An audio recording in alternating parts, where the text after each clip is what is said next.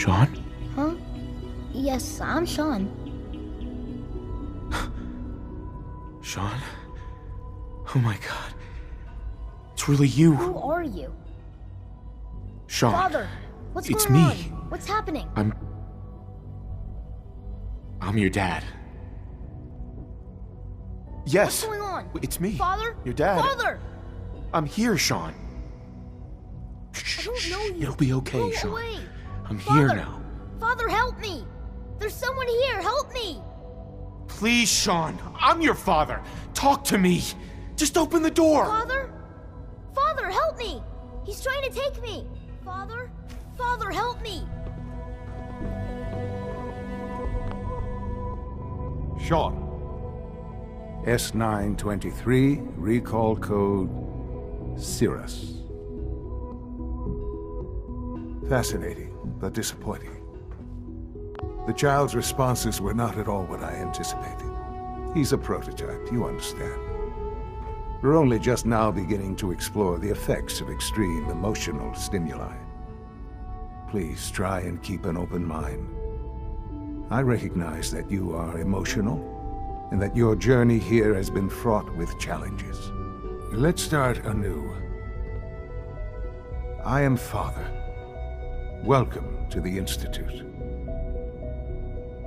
Give me Sean. The real Sean. Right now! I know. I know. You've gone to such lengths to find him. Just... help me understand what's going on here. I promised answers, and answers you shall have. But I need you to realize that this situation is far more complicated than you could have imagined. You have traveled very far, and suffered a great deal to find your son. Well, your tenacity and dedication have been rewarded. It's good to finally meet you, after all this time. It's me. I am Sean. I am your son. It's really you. After all this time. Yes.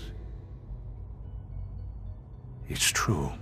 In the vault, you had no concept of the passage of time. You were released from your pod and went searching for the son you'd lost. But then you learned that your son was no longer an infant, but a 10-year-old boy. You believed that 10 years had passed. Is it really so hard to accept that it was not 10, but 60 years? That is the reality, and here I am, raised by the Institute, and now its leader.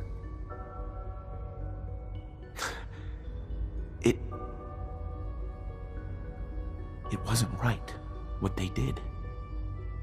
Taking you from me like that. To you, that would certainly seem true.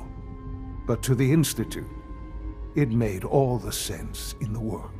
At that time, the year 2227, the Institute had made great strides in synth production. But it was never enough. Scientific curiosity and the goal of perfection drove them ever onward.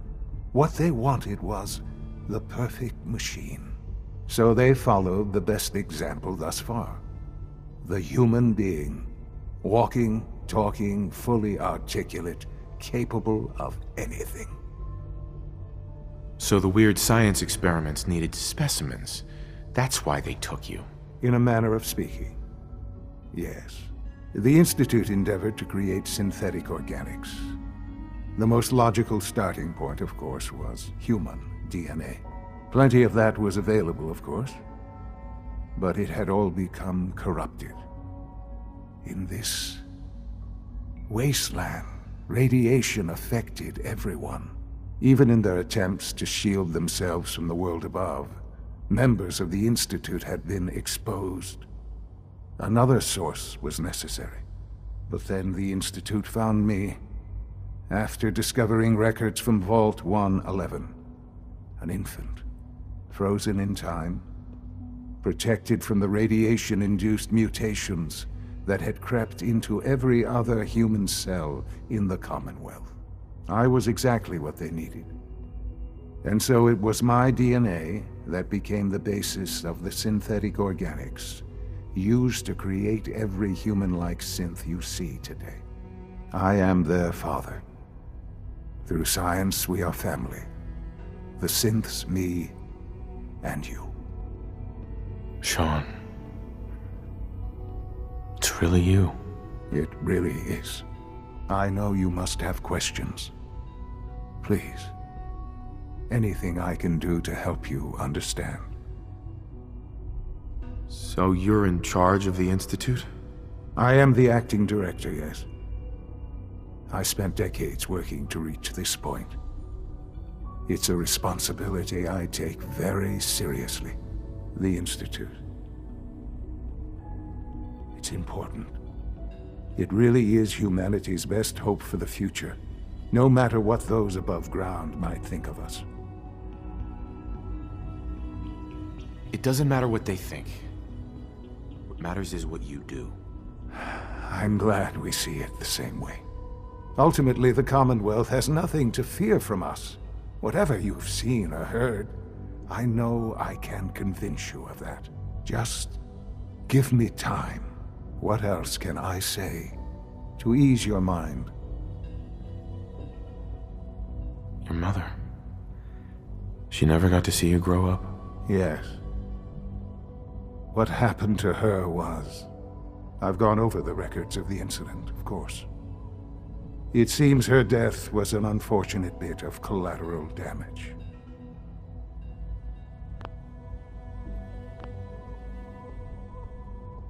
Sean, she loved you so much. I have no doubt.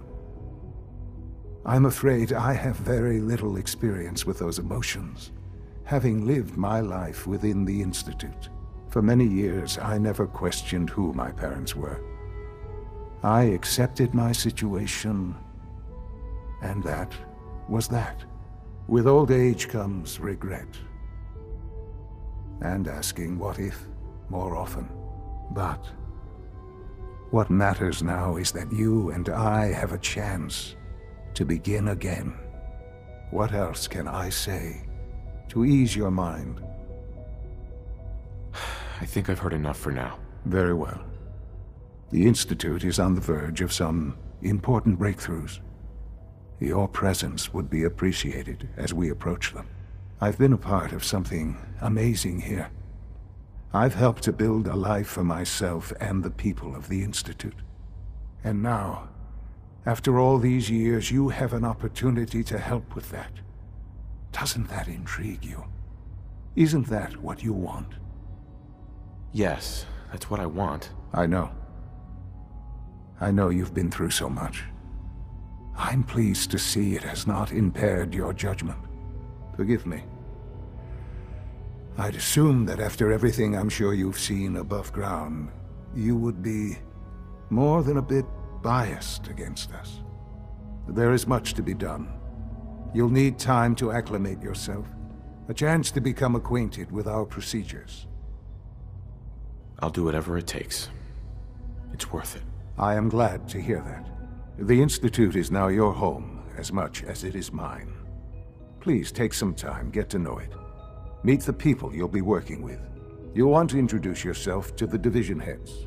Dr. Fillmore in Facilities, Dr. Ayo in SRB, Dr. Holdren in Bioscience, and finally Dr. Lee in Advanced Systems. They've all been notified of your arrival, of course. Meet them, and then we'll discuss what comes next.